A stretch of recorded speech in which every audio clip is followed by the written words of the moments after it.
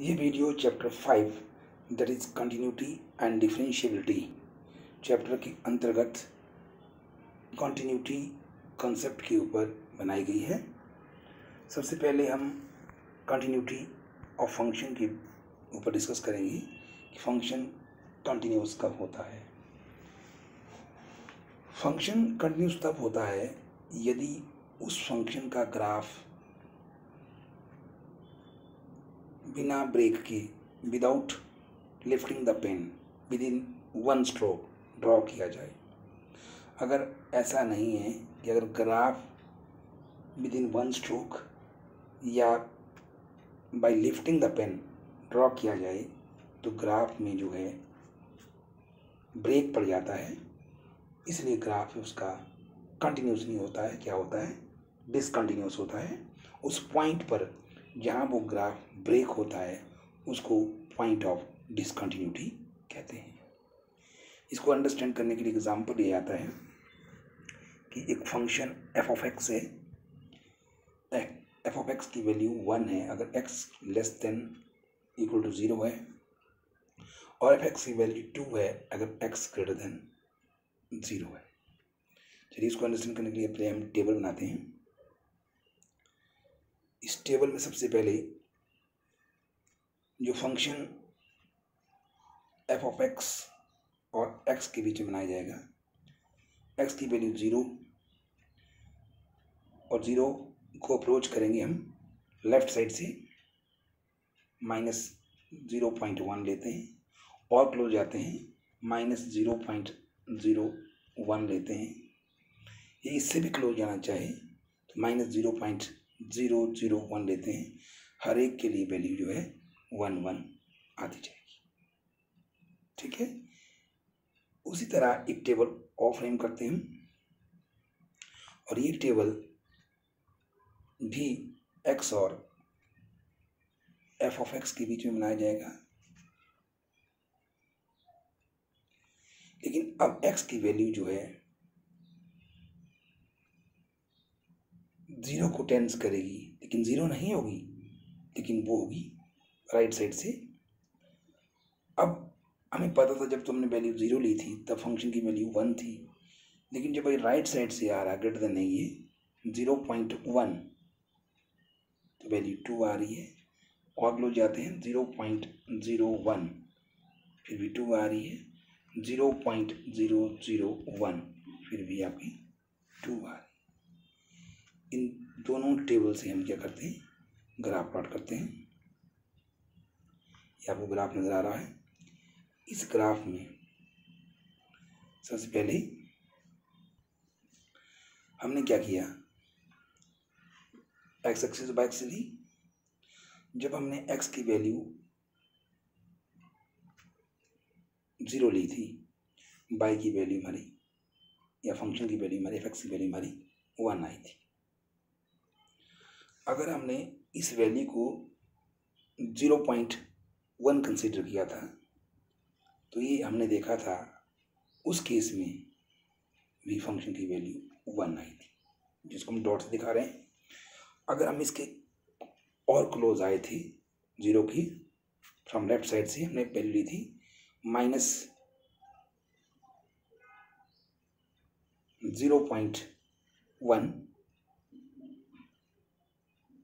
तो हमने देखा -0.01 लेते हैं हम, इसकी फिर क्लोज आ रहे हैं 0 की तरफ लेफ्ट साइड से, लेकिन फंक्शन की वैल्यू वही 1 है।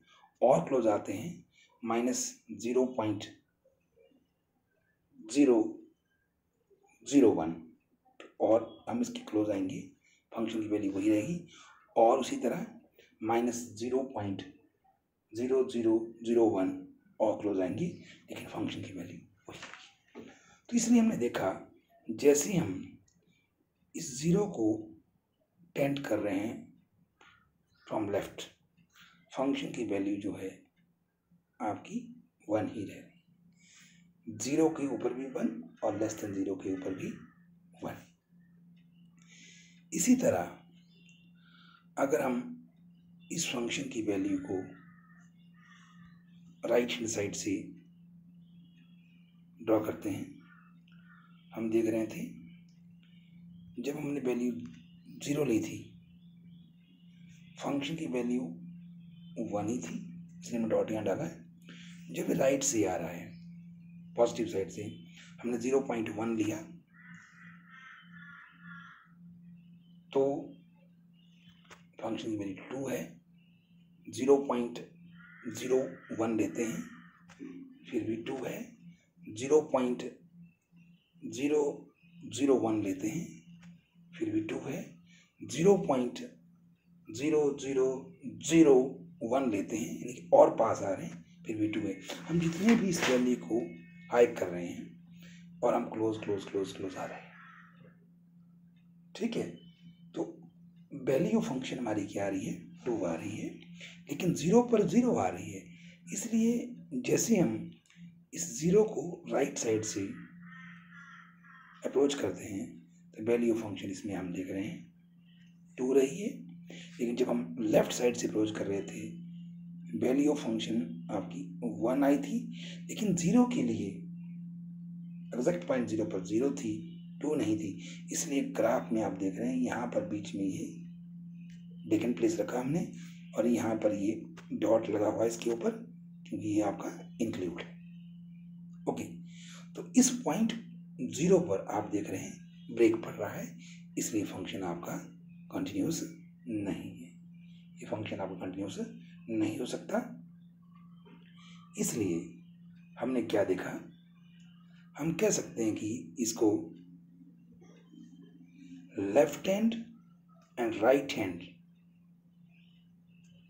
limits does not coincide because the left hand limit of function f at 0 is 1, whereas right hand limit of function at 0 is 2, right? Left hand limit of function at 0 is 1, but right hand limit of function at 0 is 2. Hence we can say the value of the function at x is equal to 0 coincide with the left hand limit, not with the right hand limits. Hence we can say this graph जो है, graph of the function cannot be drawn with one stroke. Hence we need to lift the pen when we comes to 0 from left. This shows that this function is non-continuous and not continuous at x is equal to 0. तो इस example में हमने देखा जो left hand limit और right hand limit थी उनकी value अलग अलग थी। लेफ्ट हैंड लिमिट 0 पर 1 आ रही थी, जबकि राइट हैंड लिमिट 2 आ रही थी। तो लेफ्ट हैंड लिमिट आपकी इक्वल नहीं आ रही थी राइट हैंड लिमिट की, क्योंकि लेफ्ट हैंड लिमिट आपकी 1 आ रही थी, राइट हैंड लिमिट आपकी 2 आ रही, तो 1 इज नॉट इक्वल टू 2। चलिए एक और एग्जाम्पल लेके देखते हैं। ये भी उसी तरह हम लेंगे। यहाँ एक फंक्शन हमने ले लिया एफ ऑफ एक्स। अगर एक्स नॉट इक्वल टू 0 है तो वैल्यू 1 है, अगर एक्स इक्वल टू 0 है तो वैल्यू 2 है। इसमें भी उसी तरह हम टेबल फॉर्म कर सकते हैं। हम ये देख रहे हैं अगर हम इस ग्राफ में पॉइंट 0 है, इस 0 पॉइंट पे ही अप्रोच करेंगे हम लेफ्ट से भी और राइट से भी, तो हम देखेंगे फंक्शन की वैल्यू क्या आती है। जब आप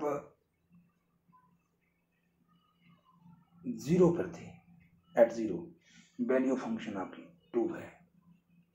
जब आप इस 0 को लेफ्ट साइड से अप्रोच करते हैं, मतलब मान लीजिए लेफ्ट साइड से माइनस m ले ली जाएगी वैल्यू, तो -0.1 आपका वैल्यू आ रही है +1, -0.01 0.01 वैल्यू फिर आ रही है 1, माइनस 0.001 फिर आ रही है 1, फिर माइनस 0.0001 फिर भी आ रही है +1। लेकिन जब 0 हो रहा है तब आ रही है 2। Note this. अब राइट साइड से अप्रोच कर रहे हैं, वो आपका पहले हम ले रहे हैं 0.1, तब आपकी वैल्यू 1 थी, तो 0.01 तब आपकी फिर 1 आ रही है, 0.001 तब भी आपकी 1 आ रही है, 0.0001 तब भी 1 आ रही है, लेकिन जब 0 पर पहुंचे तब 2 आ रही है। यानी कि जब हमने वैल्यू या अप्रोच किया था इस 0 को लेफ्ट साइड से, वैल्यू नेगेटिव में ली थी, तब भी आपकी 1 आ रही थी। जब हमने इसको राइट साइड से अप्रोच किया था, पॉजिटिव मिली थी वैल्यू, तब भी 1 आ रही थी, लेकिन 0 पर आपकी 2 आ रही थी।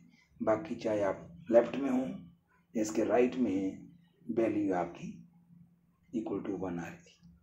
जैसे आप लेफ्ट से इसकी तरफ अप्रोच कर रहे हो या राइट से 0 की तरफ अप्रोच कर रहे हो तो वैल्यू फिक्स है, और नज़दीक आ रहे थे वैल्यू फिर वही है, और नज़दीक आ रहे फिर वैल्यू वही है। जितने मर्जी नज़दीक आओ, जब आप 0 पर पहुंचेंगे तब वही नहीं रहेगी, वो आपकी 2 बन जाएगी। इसलिए जैसे हम लेफ्ट साइड से इसको अप्रोच कर रहे थे तो ग्राफ की वैल्यू आप देख रहे थी 1 यूनिट पे है, अपार्ट थी। जब राइट साइड से अप्रोच कर रहे थे तब भी ये 1 यूनिट ऊपर थी, अब थी इस एक्सिस की, लेकिन जब आप 0 पे पहुंचे तब वैल्यू ऊपर चली गई। तो आप अब देख रहे हैं, आप क्या देख रहे हैं इस ग्राफ में? इस ग्राफ को अगर हम थोड़ा ध्यान से देखेंगे तो हमें नजर आएगा कि इस ग्राफ में क्या नजर आएगा आपको, कि जब हम इसको 0 को अप्रोच करते हैं लेफ्ट से तब लेफ्ट हैंड लिमिट 1 आ रही है, राइट से करते हैं तब भी 1 आ रही है, लेकिन जब वैल्यू ऑफ फंक्शन है वो 2 है। तो हमने क्या ऑब्जर्व किया, left hand limit is equal to right hand limit, they coincide, यानी कि लिमिट ऑफ फंक्शन सेम है लेकिन वैल्यू ऑफ फंक्शन जो है अलग है, इसलिए यहाँ भी आपका ये डिसकंटिन्यूस हो गया। ग्राफ एक स्ट्रोक के साथ नहीं बना, हमें पेन को लिफ्ट करना पड़ा। तो हमने क्या देखा, तो ये हम देख रहे हैं, यहाँ हमने ये देखा, द फंक्शन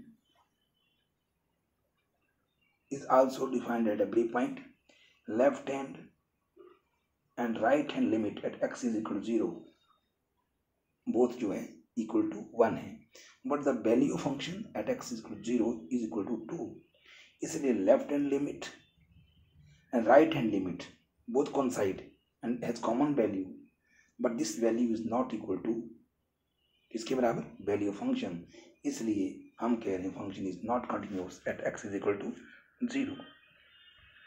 तो अब हमने इससे क्या कंक्लूजन निकाला, ये देखने लायक बात है।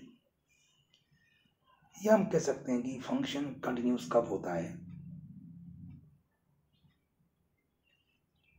यदि किसी फंक्शन कंटिन्यूस होगा किसी पॉइंट के ऊपर, अगर उस पॉइंट के बाहर हम ड्रॉ कर सकते हैं ग्राफ को,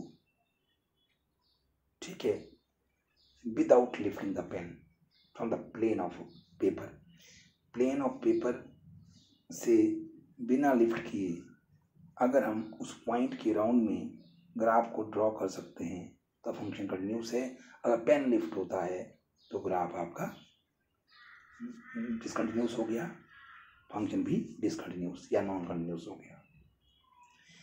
तो यहाँ देखिए जरा ध्यान से इसको, f is a real function on a subset of real number and c is the point in the domain of function, then function is continuous if limit of function is equal to value of function। ये जो लिख रहा हूँ मैं, limit f of x is x tends to c is equal to f of c, तो यही बहुत important चीज है जो हमने समझनी है। लिमिट ऑफ फंक्शन इस एफ एक्स की लिमिट जो है at x C is equal to value of function, then graph is continuous, otherwise graph क्या होगा, इट इज डिसकंटिन्यूअस। ये आपने याद रखना है। तो हमने क्या देखा, if the left hand limit right hand limit दोनों जो है लेफ्ट हैंड लिमिट और राइट हैंड लिमिट और value function at x c exist करती हैं and they are equal to each other, then function is said to be continuous at x is equal to c. क्या करें हमने, अगर left hand limit exist करती है और राइट हैंड लिमिट भी एग्जिस्ट करती है और वैल्यू ऑफ फंक्शन भी डिफाइंड है, अगर left hand limit right hand limit के बराबर है और वही वैल्यू ऑफ फंक्शन के बराबर है तो फंक्शन कंटिन्यूअस है। अगर लेफ्ट हैंड लिमिट एग्जिस्ट करती है राइट हैंड लिमिट एग्जिस्ट करती है लेकिन दोनों वैल्यू अलग अलग हैं तब फंक्शन जो है डिसकंटिन्यूअस होगा। ये हम अब डिटेल में डिस्कस करेंगे। ओके, इस यहाँ तक समझ आ गया आपको? ठीक है। एक चीज़ सबसे पहले ये नोट करेंगे, यहाँ लिखा देखिए limit of F of x at x tends to a, ये आपने ध्यान देना है। Limit f of x at x tends to a की पावर माइनस ए मतलब left, limit of function x tends to A from left पढ़ते हैं इसको। अगर प्लस होगा limit of function as x tends to A from right पढ़ते हैं। तो अब ये क्या कह रहा है, limit of function at x tends to A from left क्या चीज़ है, this is the expected value of function at x is equal to a. इसका मीनिंग समझना है आपने। Limit f of x as x tends to A from left क्या है, this is expected value of function at x is equal to a. या इसका मतलब है it gives the value of function f जो है near x to the left of a, this is called left hand limit of function at a. Okay, इसी तरह limit f of x is x tends to A from right plus लिखा है, this is the expected value of function at x is equal to a. ये भी expected value of function की at x is equal to a और वो भी है it gives the value of function f मतलब near x to the right of a, this is called a right hand limit of function at a। इन दोनों में क्या difference है, यहाँ आप देख रहे हैं limit of F of x x tends to a की पावर माइनस है या ए की पावर प्लस है, इसमें ही फर्क है। माइनस का मतलब लेफ्ट से है और प्लस का मतलब राइट से है। दोनों ही एक्सपेक्टेड वैल्यू हैं, एग्जैक्ट वैल्यू नहीं है, एक्सपेक्टेड वैल्यू है किसकी, फंक्शन की। कहाँ पर, at x is equal to a. ठीक है, और ये वैल्यू जो है फंक्शन की नियर टू एक्स है, माइनस वाली फ्रॉम लेफ्ट ऑफ ए है और प्लस वाली फ्रॉम राइट ऑफ ए है, इसलिए पहले वाली को माइनस वाली को हम लेफ्ट हैंड लिमिट और दूसरी को हम राइट हैंड लिमिट कहते हैं। क्या कहते हैं, left hand limit and right hand limit कहते हैं। और मोस्ट इंपॉर्टेंट चीज़ है, यदि राइट हैंड लिमिट और लेफ्ट हैंड लिमिट कोइंसाइड करती है, बराबर है, एक बराबर है, उसको हम सिंपली लिमिट ऑफ फंक्शन कहते हैं। क्या कहते हैं हम, लिमिट ऑफ फंक्शन। तो limit of function at x is equal to a, उस वक्त हम इसको limit of F of x x tends to a लिखते हैं, ना प्लस लिखते हैं ना माइनस लिखते हैं। Limit of function as x tends to a, अगर दोनों वैल्यू ये कोइंसाइड करती हैं तो ये चीज़ इंपॉर्टेंट है, ये आपने ध्यान रखनी है लेफ्ट हैंड लिमिट और राइट हैंड लिमिट के बारे में। आगे देखिए, ये इंपॉर्टेंट चीज़ है। अगर f रियल फंक्शन है on A subset of real number, a be the point in the domain of function, then function is continuous at a if number 1 limit of function is equal to value function। हमने लिखा limit of F of x as x tends to a is equal to f of a. F of a क्या है, value of function at a. F of x as x tends to a क्या है, limit of function. यदि limit of function value of function के बराबर है तो हम कहेंगे ये क्या है, कंटिन्यूस है। ये आप नोट करिए, limit of function is equal to value of function है, तब फंक्शन आपका कंटिन्यूस है। और दूसरा केस क्या बोलता है, लिमिट ऑफ फंक्शन क्या था, मैंने कहा था लेफ्ट हैंड लिमिट जो है, limit F X extends to A from left, minus करते लेफ्ट, कोइंसाइड करती है limit of F of X extends to A from right. Limit left hand limit और राइट हैंड लिमिट बराबर है, इसी को हम लिमिट ऑफ फंक्शन बोलते हैं, is equal to value function है, तब हम कह सकते हैं कि ये जो है क्या करते हैं, कंटिन्यूस फंक्शन है। हम क्या कह रहे थे, if the left hand limit, right hand limit and the value of function at x is equal to a exist and they are equal to each other, then f is said to be continuous at that point x is equal to a। तो आप note करेंगे, यदि limit of function is equal to value function है, function continuous है। यदि left hand limit is equal to right hand limit, उसी को limit of function बोलते हैं, is equal to value function है, तब आपका फंक्शन कंटिन्यूस है, अदरवाइज ये डिसकंटिन्यूस है। या हम इसको इस तरह भी कह सकते हैं, डेफिनेशन को डिफाइन कर सकते हैं, a function is continuous at x is equal to a if the function is defined at x is equal to a. Defined होना चाहिए, वैल्यू निकालनी चाहिए, if the value of function at x is equal to a equal to limit of function, then it is continuous function, then it is continuous function. अगर non continuous है, if f is not continuous at x is equal to ए, यानी कि F is discontinuous है, तब उस point को हम point of discontinuity कहते हैं। ये कब होगा, जब limit of function is not equal to value function, या left hand limit is not equal to right hand limit है। तो इसके बारे में भी हम डिस्कस करने जा रहे हैं, कब ये एग्जिस्ट करता है, कब नहीं करता है। फंक्शन को डिसकंटिन्यूस कब कहते हैं, पहला केस है, बहुत इंपॉर्टेंट चीज है, फंक्शन डिसकंटिन्यूस कब होगा। तो ये आपने देखना है, फंक्शन डिसकंटिन्यूस कब होगा, function is not defined at x is equal to b. अगर फंक्शन डिफाइंड ही नहीं है, इसका मतलब f of a does not exist, the value of function does not exist. अगर वैल्यू ऑफ फंक्शन ही एग्जिस्ट नहीं करती है तो बाकी देखने की जरूरत नहीं है, हम डायरेक्ट कहेंगे function is discontinuous because value of function does not exist. अगर वैल्यू ऑफ फंक्शन एग्जिस्ट करती है, तब हमें नेक्स्ट देखना है क्या वो है या नहीं है, तब भी उस वक्त क्या देखेंगे हम दूसरे केस में। फिर limit of function at x is equal to a does not exist, function discontinuous कब होगा, जब मैंने कहा फंक्शन डिफाइंड ही नहीं है, यानी value function does not exist, तब तो फंक्शन डिसकंटिन्यूस हुआ। अगर वैल्यू फंक्शन एग्जिस्ट करती है, तब वो कंटिन्यूस भी हो सकता है, डिसकंटिन्यूस देखना पड़ेगा। अगर limit of function does not exist, तब भी वो डिसकंटिन्यूस है।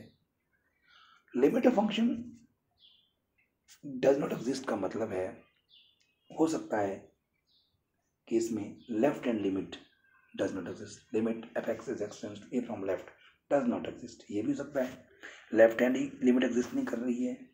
हो सकता है लिमिट ऑफ फंक्शन जो राइट हैंड लिमिट है x tends to A from right, right hand limit exist नहीं कर रही है, does not exist. Left hand limit भी एग्जिस्ट नहीं कर रही है, तब भी फंक्शन डिसकंटिन्यूस है, राइट हैंड लिमिट भी नहीं कर रही है, तब भी हो सकता है। या तीसरा केस हो सकता है, लेफ्ट हैंड लिमिट तो एग्जिस्ट कर रही है, राइट हैंड लिमिट भी एग्जिस्ट कर रही है, दोनों एग्जिस्ट कर रही है, लेकिन दोनों लिमिट की वैल्यू अलग अलग है, इक्वल नहीं है, तब भी फंक्शन आपका डिसकंटिन्यूस होगा। तो हमने पहले कहा था left hand limit is equal to right hand limit, that is equal to, उसी को हम लिमिट ऑफ फंक्शन बोलते हैं, is equal to value function होना चाहिए था। इसका मतलब क्या हुआ, limit of F of x as x tends to a exist है, लेकिन limit of function is not equal to value function, तब आपका क्या होगा, ये डिसकंटिन्यूस है। तो मैंने पहले ही बात की है, अगर आपके पास limit of function as x tends to a is equal to value of function है, तब आपका कंटिन्यूस, अगर ये नहीं है तब ये डिसकंटिन्यूस। और एक मैंने कहा था, अगर लेफ्ट हैंड लिमिट जो है, left hand limit is equal to right hand limit is equal to value function है, तब फंक्शन कंटिन्यूस है। अगर कहीं लेफ्ट हैंड लिमिट राइट के बराबर नहीं है, या राइट हैंड लिमिट लेफ्ट के बराबर नहीं, एक ही बात है, तब फंक्शन कंटिन्यूस नहीं है। या left hand limit right limit exist कर रही हैं और इक्वल भी हैं, लेकिन वैल्यू फंक्शन के बराबर नहीं है, तब भी ये डिसकंटिन्यूस फंक्शन ही होगा। तो ये आपने ध्यान देना है। ओके, हाँ, ओपन इंटरवल की बात करते हैं। A real value function f defined in open interval a b. Open interval को हम स्मॉल ब्रैकेट दिखाते हैं। ओपन इंटरवल में एंड पॉइंट इंक्लूड नहीं होते हैं, इसके बीच में होगा।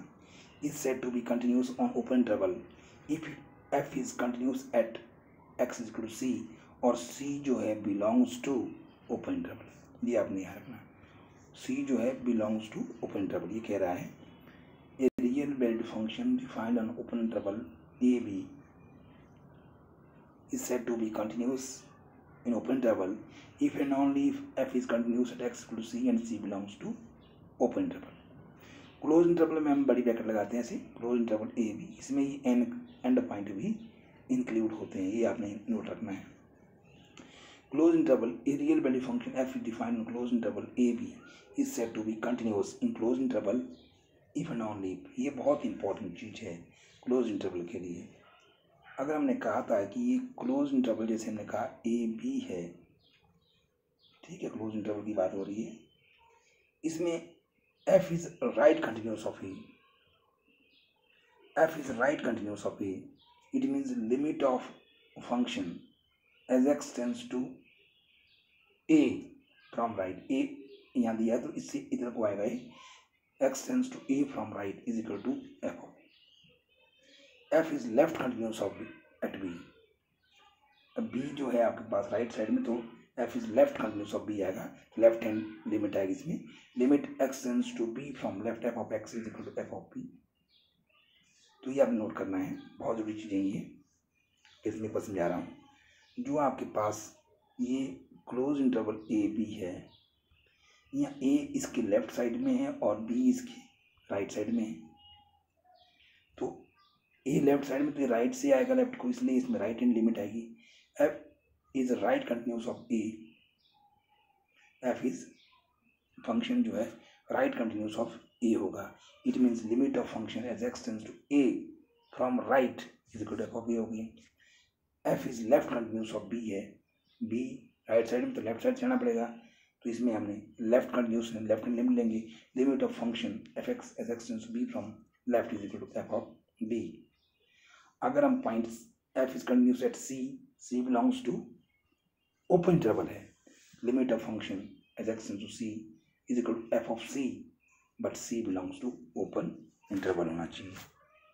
तो वैल्यू तो अंदर होगी, लेकिन इसमें मैं सिंपल सी बात बता रहा था कि क्लोज इंटरवल में ये एंड पॉइंट भी होते हैं। ए जो है लेफ्ट साइड में, बी राइट साइड में है, तो ए जो है एफ ऑफ एक्स जो है as x tends to A from right आएगा, that is equal to f of a आएगा, और एफ ऑफ बी जो आएगी अगर हमें लेफ्ट कंटिन्यूस लेंगे, left continuous value function as x tends to b from left आएगा। ओके, तो ये आपको समझ में आना चाहिए, और बाकी इसी के साथ ही बेसिक कॉन्सेप्ट खत्म हो गया। आगे हम एग्जाम्पल करेंगे।